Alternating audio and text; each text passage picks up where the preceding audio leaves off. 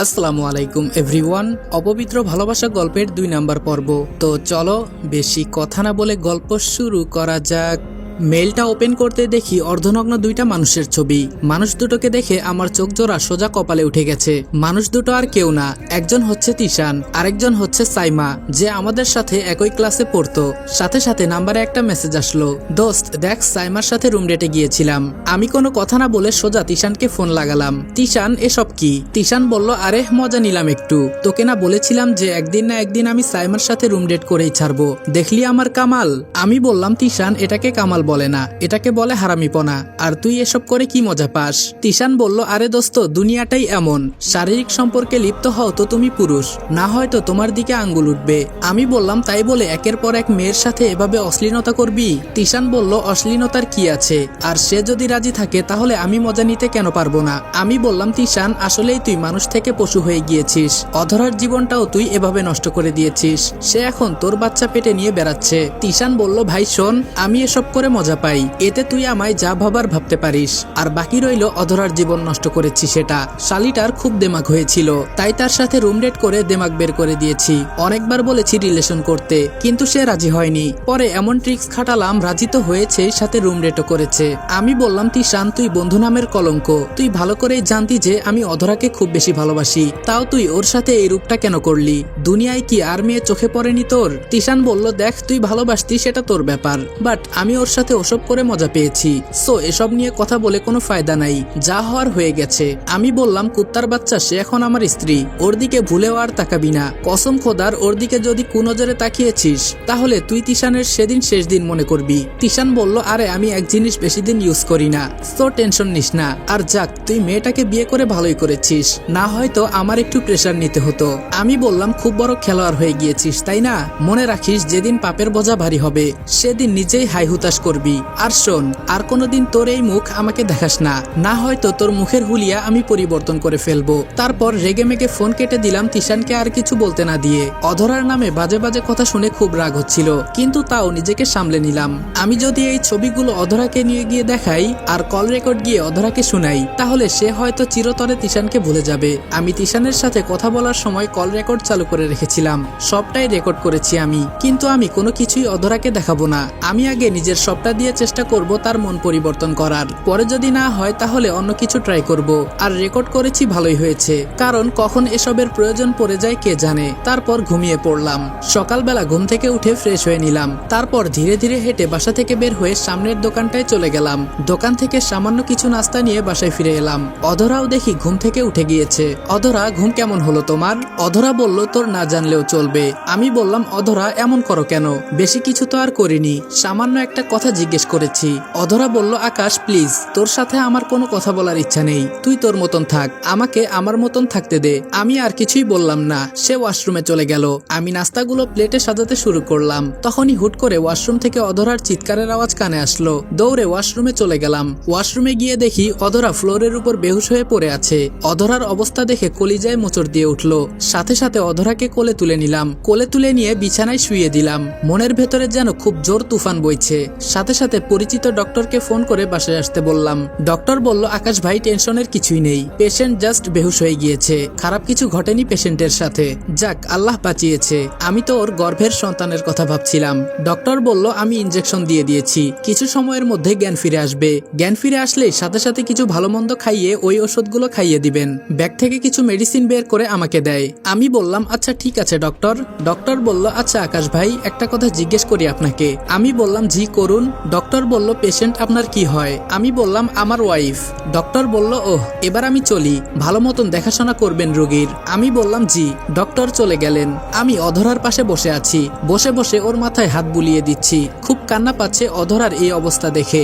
আমি এমন এক হতভাগা স্বামী যে কিনা স্ত্রী প্রেগনেন্ট থাকা সত্ত্বেও তার কেয়ার করতে পারি না। অধরা, তুমি কবে আমায় সেই অধিকারটুকু দিবে? কবে আমায় পরিপূর্ণ স্বামী হিসেবে গ্রহণ করে নিবে? আমার যে আর তর সইছে না, মনে মনে এসব নিয়ে চিন্তা করছি। যাচ্ছিলাম, তখনই অধরা নড়ে উঠল। অধরা, কেমন লাগছে এখন তোমার? অধরা বলল, আমার যেমন লাগার লাগবে, কিন্তু তুই আগে এটা বল যে তুই আমার এত কাছে কি করছিস? আমার সাথে খারাপ কিছু করেছিস তাই না? আমি বললাম, না অধরা, তুমি বেহুশ হয়ে যাওয়ায় খাটে নিয়ে এসেছি, আর ডক্টর বলে গেছে তোমার কাছে থাকতে। অধরা বলল, এই জানোয়ার, মিথ্যা কম বল, তোর হাত কেন আমার শরীরে? তুই কি আমায় পাগল পেয়েছিস? হ্যাঁ, আমি কি কিছুই বুঝি না? আমি বললাম, অধরা, ওপরওয়ালার শপথ করে বলছি, আমি তোমার ফুলের মতন শরীরটাকে খারাপ নজরে একবার টোকাও দেইনি। অধরা বলল, হয়েছে, থাম, নিজেকে আর নির্দোষ প্রমাণ করতে হবে না, আমি জানি তোর চরিত্র সম্পর্কে, সো প্লিজ বকবক না করে চোখের সামনে থেকে সরে যা। আমি বললাম, আচ্ছা সরে যাচ্ছি, কিন্তু ডক্টর বলে গেছে তোমার জ্ঞান ফিরলে ভালো মন্দ কিছু খাইয়ে ওই ওষুধগুলো খাইয়ে দিতে। অধরা বলল, আমি কিছুই খাবো না, তুই আমার চোখের সামনে থেকে যা। আমি বললাম, অধরা, তোমার বাচ্চার জন্য হলেও প্লিজ কিছু খেয়ে নাও। অধরা বলল, এই জানোয়ার, আমায় একদম ফোর্স করতে আসবি না, যা গিয়ে নিজের কাজ কর, আমার বাচ্চাকে নিয়ে তোর এত চিন্তা করতে হবে না, আমার বাচ্চা আমি সামলে নিব। না, মেয়েটাকে দেখি নরম করে কথা বলতেই ঘাড়ে চেপে বসে। এবার রাগ উঠে গেল। আমাকে কথা শোনাতে না হয় কমতি রাখিস না, কিন্তু বাচ্চার বিষয় নিয়ে তো আমি অবহেলা হতে দিব না। অধরা বলল, কি সমস্যা তোর? তোকে না যেতে বললাম? আমি বললাম, এই চুপ, তুই একটাও কথা বলবি না, এখন যদি আর একটাও কথা বলিস তাহলে থাপ্পড় দিয়ে গাল লাল করে দিব। অনেক হয়েছে তোর বড় বড় কথা, শান্ত হয়ে থাকি বলে ভাবিস না যে আমি দুর্বল, সো এখন চুপচাপ খাবার খাবি। অধরা বলল, না আমি খাবো না। আমি বললাম, মেজাজ খারাপ করিস না অধরা, আমি যেটা বলেছি সেটাই, দেখবো তুই কেমনে খাবার না খাস, জোর করে তোকে খাওয়াবো, খাবি না আবার? খাবার তুই খাবি তো তোর ঘাড়েও খাবে।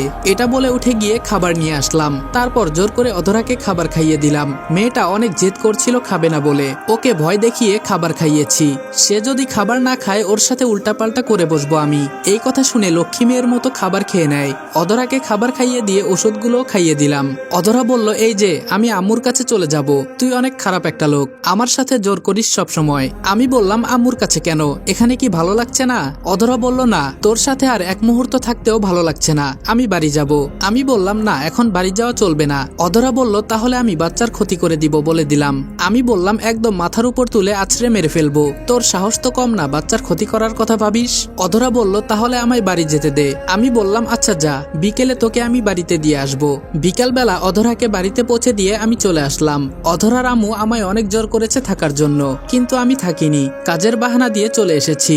বাসায় এসে খেয়ে দিয়ে রুমে শুয়ে আছি, কোনো কিছুই ভালো লাগছে না, ঘরটা কেমন যেন ফাঁকা ফাঁকা লাগছে। এতদিন অধরা ছিল, আজ পুরো বাড়িতে আমি একা, সত্যি ভালো লাগছে না মেয়েটাকে ছাড়া। যদিও মেয়েটার সাথে আমার সম্পর্ক ভালো না, তাও কেমন যেন খারাপ লাগছে। এভাবে 2 দিন একা একাই বাড়িতে কাটালাম। 3 দিনের মাথায় হঠাৎ অধরার বাবা আমাকে ফোন দেয়। আমি বললাম, আসসালামু আলাইকুম, কেমন আছেন? অধরার বাবা বলল, এই তো বাবা ভালো, তোমায় আসলে জরুরি কাজে ফোন দিয়েছি। বাবা প্লিজ তুমি এসে তোমার বউকে বাড়িতে নিয়ে যাও, সে উল্টাপাল্টা কথা বলছে, তোমার সাথে থাকবে না, তোমার থেকে ডিভোর্স নিয়ে নিবে। এসব শুনে মাথা অনেকটা গরম হয়ে আছে, কখন যে ইচ্ছা তরফে মায়ের লাগিয়ে দেই আল্লাহ জানে, তখন ওর বাচ্চার ক্ষতি হবে। যদিও আমরা চাই না যে এই বাচ্চা পৃথিবীতে আসুক, কিন্তু তুমি যেখানে মেনে নিয়েছো সেখানে আমরা আর কোনো কথা বলবো না, প্লিজ ওকে এসে নিয়ে যাও। আমি বললাম, আসলে আমার শরীরটা অনেক খারাপ, অফিসেও যেতে পারিনি, তাই অফিসের কাজ বাসায় বসে বসে করছি, প্লিজ আপনি একটু যদি কষ্ট করে অধরাকে নিয়ে আসতেন তাহলে ভালো হতো।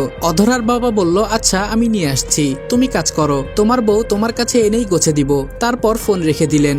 সবাই আমাকে আর অধরাকে নিয়ে পজিটিভ, শুধু অধরা বাদে। এই মেয়ে তিশান তিশান করে পাগল হয়ে যাচ্ছে, দাঁড়া আজ খালি তুই বাসায় আয়, তোর সাথে আজ সমস্ত কিছু করব আমি, তোর সাথে শারীরিক সম্পর্কে লিপ্ত হব আজ আমি, তারপর দেখি তুই তিশানের কাছে কি করে যাস। দেখ পুরো মাথাটাই আউলে দিয়েছে। আবার কাজে মন দেওয়ার চেষ্টা করলাম, কাজ করছি। একটু পর হঠাৎ দরজায় বেল বেজে উঠে, হয়তো অধরার বাবা তাকে নিয়ে এসেছে। উঠে গিয়ে দরজা খুলে দিলাম।